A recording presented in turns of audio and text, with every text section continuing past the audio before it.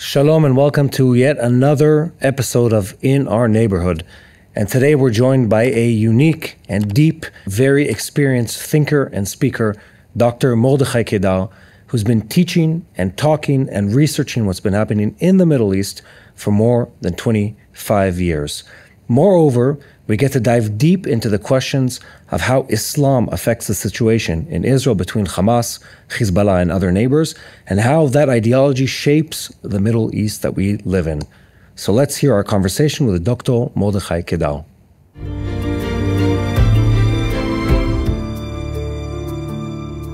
So Dr. Kedar, thank you very much for being with us today. It is my pleasure, sir. We're here to talk about ongoing events in the Middle East, but as always, there's always news. There are always new things happening.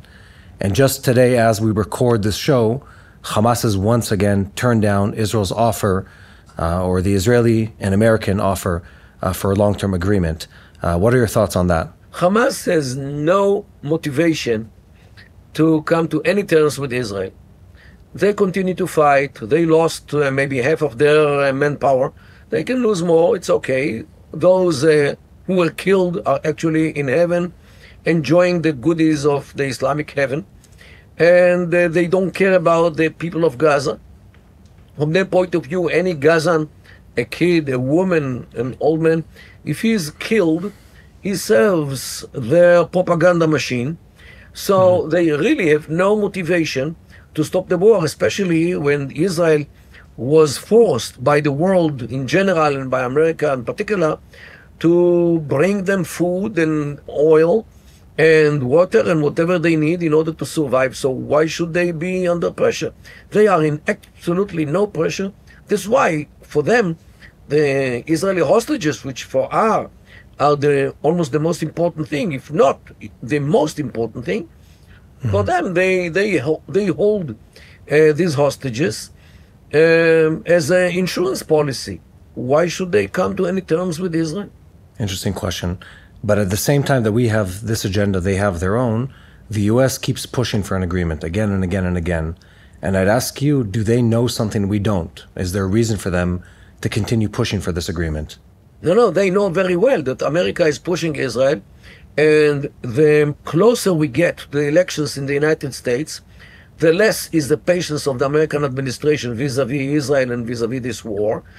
And the American support, which was demonstrated so well in the beginning of the war, actually, at least as it is viewed in the media, it's diminishing. In all these things which resembles the reduction of the support to Israel, actually gives the jihadists more power to continue their jihad against Israel. Well, let me ask you a philosophical question. If the agenda of Hamas, and by extension Iran and fundamental Islam, is chaos and terrorism and violence, have they already won in this conflict that started on October 7th? First of all, chaos is not part of their agenda. They are talking about Pax Islamica, means an Islamic peace all over the world, after the whole world is actually under their control. And they are marching to it. Look what Iran did in the last, let's say, 12 years, 13 years. Iran collapsed countries like Lebanon, like Syria, like Iraq. They are actually building their caliphate with the militias which they implanted all over the Middle East. Look, Hezbollah in Lebanon actually controls the country, and Hezbollah is a proxy of Iran. In Syria, they have like 17 militias who control large parts of Syria. In Iraq, there are like 50 pro-Iranian militias, which definitely implements Iran's agenda. The Houthis in Yemen, the same thing. Gaza was controlled by Hamas, which was supported also by Iran. Means Iran is on its way to control the Middle East, which is only first phase on the way to Europe and to cross the Atlantic to America. They don't even hide their intentions by shouting death to Israel, death to America. The forces of Iran, the forces of Hamas, in their nature and the way they operate, their MO, their modus operandi, they're destructive. They're disruptive in the sense that they cause chaos in bringing down governments. They cause chaos in breaking down sort of the civil structure of the societies that they influence. They bring damage and death to the people they affect. Do you see that they have the ability to set up a working, call it a caliphate, call it a nation, call it a group of peoples or tribes that would work together, or is their ability only on the destructive side of things? Again, they don't see it as destructive. For them, they actually destroy the bad guys. They destroy the socialism. They destroy the Western-like regimes. They destroy the states which were established by the West, by the colonialism, the British and the French. They destroy the Westernism, which infiltrated the Islamic societies. They actually clean the Islamic world from the filth of the infidels which invaded these countries with their colonialism. And Israel is part of this filth, according to what they say. So for them, it's at all not destructive. For them, it is their way how to wipe out everything which the West implanted into the Islamic homeland. So in other words, if you're in Hamas's head, as far as their ideology goes and their strategy goes, do they look at everything that's happened from October 7th and onward, the construction of the city of Gaza or the cities of the Gaza Strip, the death of much of their population, the loss of manpower, do they look at all of that as part of a bigger win against Israel, or do they, how are they looking at that? They look at it as some kind of ordeal, which Allah tests them, whether we will continue with the jihad in spite of all the sacrifices, in spite of all the suffering, or not. And so far, they are loyal to Allah, loyal to the jihad ideology. In spite of the hardships, they are marching forward because they are in an ordeal. So you make a distinction. You said Hamas isn't the Palestinians. Hamas doesn't care about the Palestinians. What does that mean? What do they really care about, or who do they care about? They care about the goals. The goals, first of all, the big goal is to spread Islam all over the world. On that way, they have to get rid of some obstacles, like the state of Israel. So their jihad now is against Israel because Israel is an illegal, immoral, illegitimate entity because it belongs to Jews.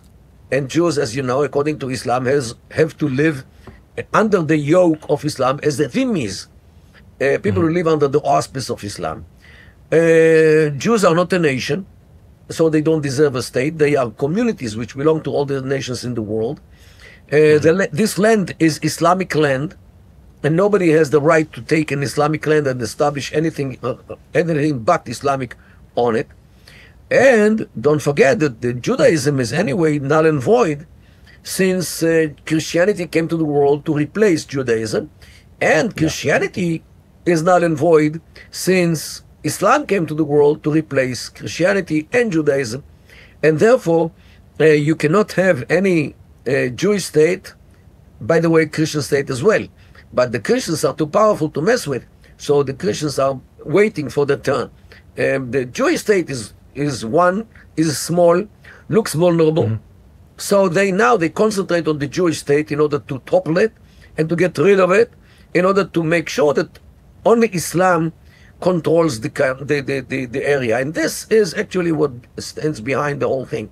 They are struggling for the validity of the religion, which they believe that came to the world in order to replace Judaism and Christianity.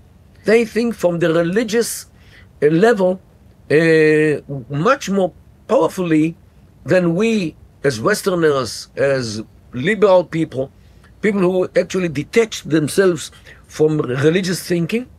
They are totally religious in their thinking, and this is why for them to save Islam from Judaism and Christianity and the collaboration of these two religions is a very, very important task. And this is actually the jihad.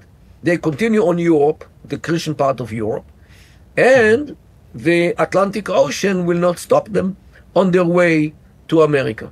So in other words, if I'm pulling from what you're saying, the question of is Hamas winning or losing is the wrong question, because they're looking at the world from a very different perspective, which is the long game, the game of is our religion, is our God the one that's going to prevail? Is our faith the one that is going to come up on top at the end of the game? Definitely the religious basis is common to all of them. Yet, the PLO, for example, emphasizes with the religious aspect, they emphasize also the nationalist aspect, because since so far there is no Palestinian nation, now they are actually building on a nation-building process which builds itself on the hatred to Israel, the hatred to the Jews, the hatred to the Israelis, and the hatred to the Zionists. And this is actually how these are the material by which they're trying to establish the Palestinian national awareness. But at the same time, we've been seeing in recent years the Abraham Accords. We've been seeing the discussions with the Saudis, and those countries are, if I understand correctly, they're opposed to us on a religious level, or they should at least be, based on what you're saying, and yet they're willing to make public steps towards Israel, who should be their ideological counterpart, their religious almost enemy on many levels. How do they reconcile that tension? Well, you can add to the Emirates and Morocco and Bahrain, you can definitely add the Egypt, which made peace with us in 1979, and of course Jordan, which signed with us the peace agreement in 1994. And there are people who also consider the Oslo agreements of 1993 as part of this reconciliation. Yet, definitely we have these agreements, but all these agreements are based on the philosophy of temporary peace, which people in the Middle East are allowed to give to the infidels if the infidels are too powerful, too dangerous to mess with, and invincible. This actually is based on the social culture in the Middle East, which we call it Hudna. Hudna means temporary peace. In the Islamic heritage, this temporary peace is called Hudaybiyah peace. Hudaybiyah is a village between Mecca and Medina, where Muhammad, the Prophet of Islam, signed a temporary peace with the infidels of Mecca for like 10 years. After 2 years, when they fell asleep on God, he invaded Mecca, and this was the end of the temporary peace.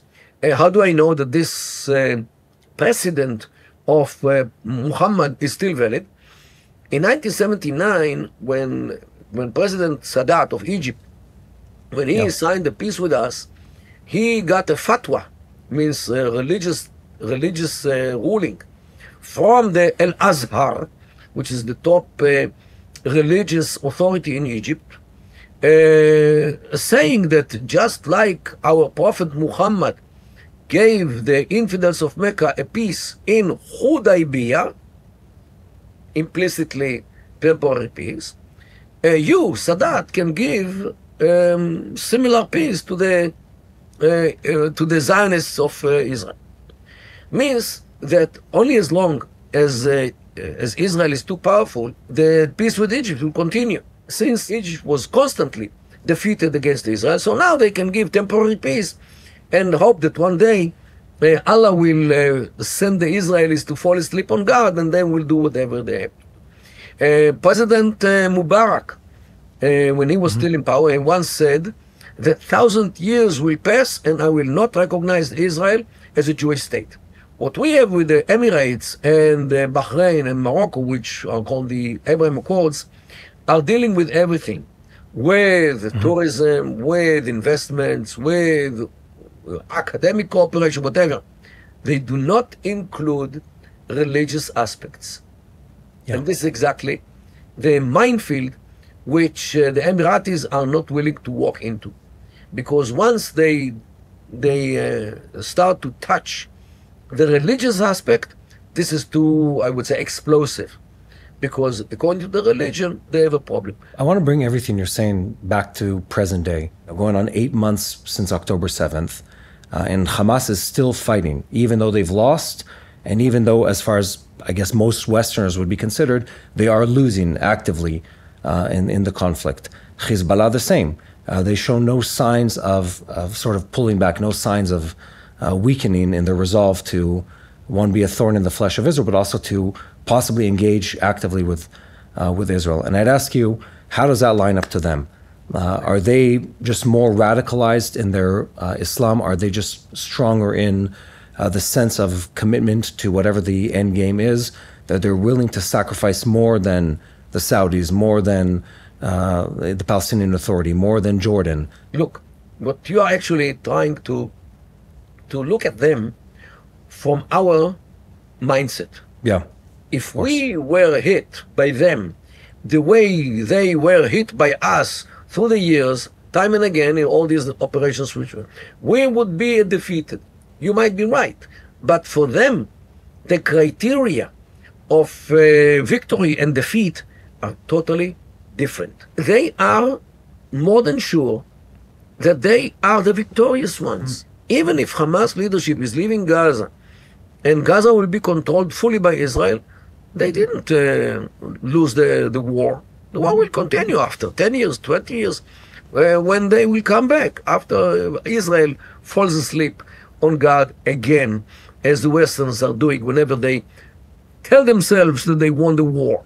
In the Islamic clock, the ticks are totally different. For them, 100 years is one phase. 200 years, 300 years, who cares? Whatever I don't achieve, my children will achieve. If not, their children will achieve. If not, their children. The world is not finished. And the mission is still there. How do you even win against an enemy that holds that type of ideology? The only defeat of the jihadists is when their own people will make the account with the jihadists. Interesting. When their people turn against them because of the suffering, because of whatever reason is, this is the only defeat which they can get. Has that happened? Do you have like a case study of where a people rises against Islamic Jihad? Yes, ISIS. ISIS, as you know, was defeated by the by a coalition, but the vital information about ISIS, about where they are, who they are, in order to target them from the American airplanes or the others, was given by local Muslims who definitely are loyal to Islam, but suffer too much from the ISIS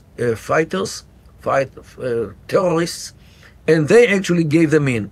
So if that's how ISIS was defeated, that's how radical Islam or Islamic radicalized movement can be defeated, how do we apply that to the question or the equation of Hamas, Hezbollah, the Iranian axis in this area? What does it take to bring them down? The head of the octopus, which is in Lebanon, and the tentacles are in Lebanon and Syria and Iraq, the head is Iran. Without the Iranian intervention in these countries, we wouldn't have witnessed this growth of this octopus all around us and around Jordan and around Saudi Arabia.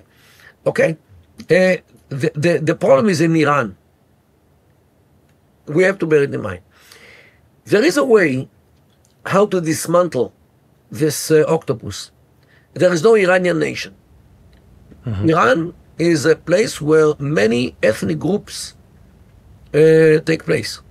There are Persians who are not even the biggest group. They are not a majority, they are minority, the Persians in Iran. And all the rest are also minorities. They have Azerbaijanis, there are Kurds, there are Baluch, there are Turkmens, Arabs in the Ahwaz, and many other, like 40 ethnic groups. Iran can be dismantled if the world would support each and every one of these ethnic groups in its quest for independence, freedom, liberty, as the West believes in these values. Iran would be dismantled, its regime would collapse, and peaceful countries would emerge from under the ruins of Iran. You know, the Soviet Union was divided to 15 peaceful, normal countries, Each and every one of them is based on one ethnic group. You know, Kazakhstan, Uzbekistan, Tajikistan, Armenia, all these are more or less one ethnic group which controls itself with legitimacy. The same thing should be with Iran. So in other words, the solution for much of the trouble in the Middle East, specifically that of, let's call it the export industry of radical Islam, is nationalism in the Western shape.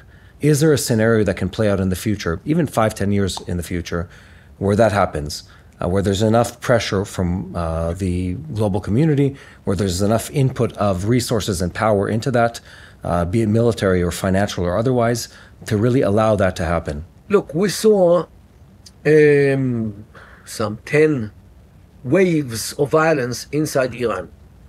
Every couple of years, people burst to the streets, demonstrate, being killed, girls are being raped, and these demonstrations so far were crashed violently, with this bloodthirsty IRGC. However, when you look at these waves of violence, you can see two connected characteristics. First of all, the time interval between a wave and another and the next one are being reduced in time. Yeah. Once it was like once in 5 years, today is like once in 2 years. This is one thing. The second characteristic is the size or the power or the energy which is put into these waves by the minorities. I don't know when it will happen, when Iran will collapse and break down. The minorities definitely, many of them, I would even say most of them, want independence. They are sick and tired of the Persian persecution. So it will, one day it will come. One could look at everything we discussed during this conversation and you could be discouraged. You could say, oh, how are we going to fight against an enemy who's willing to wait 100 years? How are we going to fight against an enemy who's willing to sustain financial and manpower loss at a much greater degree than we are? And yet, if you follow what's been happening in the Middle East, Israel has, so far, has prevailed, survived, and even done quite better than most of our neighbors, or all of our neighbors, for generations at this point. And I'd ask you, connecting all these dots, what does the future look like for the state of Israel, for our allies in this region? Is it going to be more of this instability, more of the ongoing conflict, or is there some kind of resolution that will sort of bring down the flames in our neighborhood? Well, it all depends on us. If we remain loyal to our Jewish heritage, to our Jewish being, to our Jewish awareness, that we are a Jewish people who came back to our forefathers' land in order to stay here forever, with all the hardships and all the problems, and there are hardships and problems, and we are here because we have no other place in the world, and this is our destiny, this is our place, this is our homeland, and there's no way that we leave this country. If we are aware of this kind of mindset, if we adopt some kind of mindset, nothing can fight us. I think that's a beautiful way to end. Dr. Kedar, I want to thank you again for taking the time to talk today. And I hope for our viewers this is sort of an opportunity to really dive into the intricacies and the nuances of how complicated this part of the world is, but also that the fact that if you understand it, there is hope, there is a chance for things to, and the only way to move forward in a positive sense. And the only way to understand the Middle East is by learning Arabic and or Turkish and or Persian, in order to really delve into the sources, into the writings, into the mindset, in order to really understand it. Otherwise, if you speak only English or French or Italian or whatever, forget it. I agree 100%. Thank you, Dr. Kedar. It's been a fascinating conversation. Thank you so much. If you like and appreciate the content we create here, please take just a short moment to subscribe and share this content. It might not seem like much, but it means a lot to us. Every viewer, every listener matters, and in this war for information, we need you to subscribe and share. Thank you. Hello, this is Mati here in Jerusalem with TBN Israel. This is Yair Pinto from TBN Israel here in Jerusalem. TBN Israel is keeping viewers informed with Israel-focused news, culture, and what God is doing in this land. Support TBN Israel today online at tbn.org/Israel. Thank you.